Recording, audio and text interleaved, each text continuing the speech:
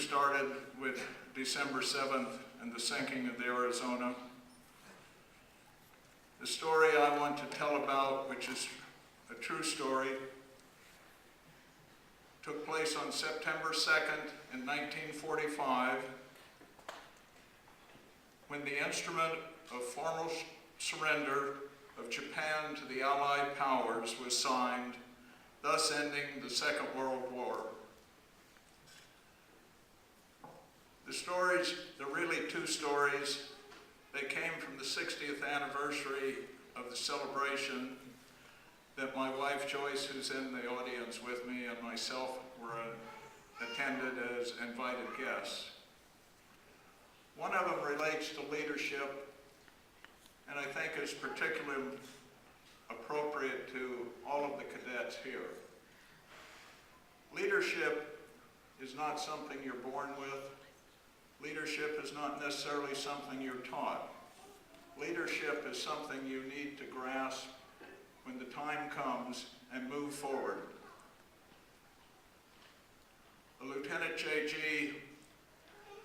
on the USS Missouri, and I'm from Missouri, so I pronounce it that way instead of Missouri, but was called in by Admiral Nimitz and told that on the time when the signing was take place, he would be the officer of the deck. And it was his job to write the protocol because it did not exist.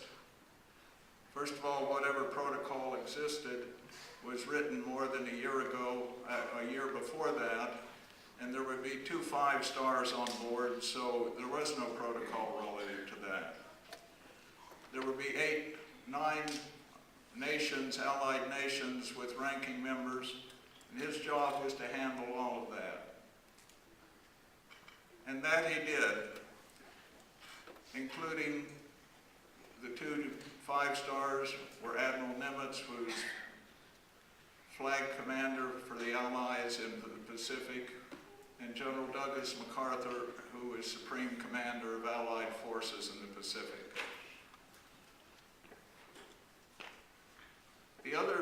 One other speaker that day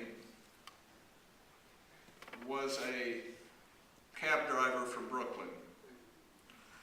He still had his Brooklyn accent.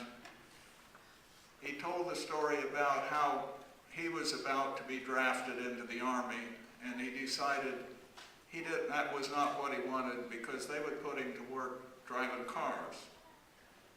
So what did he do? He joined the Navy. And what did they do? They put him to work driving boats.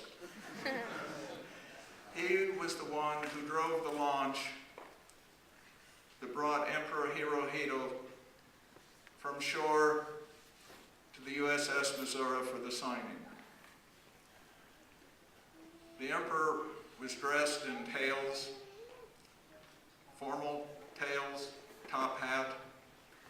When they got to the boat, to the ship, they loaded him onto a sling lift, and whatever dignity he had and had lost up to that point, on his way up to the deck, he almost lost his top hat, and I'm sure he lost all of his dignity. But it was a very humorous story, and a very important one, because World War II, in all of World War II, more than 55 million civilians and military lost their lives. And what we've seen here tonight is people who've served there, who have served since then, who have stood in harm's way to bring us to the great country that we are today. And as to you, the cadets that we look towards for the future, who will bring us forward, and it gives us tremendous hope as we look at you and see what you're doing. Thank you for the time, and thank you for the opportunity.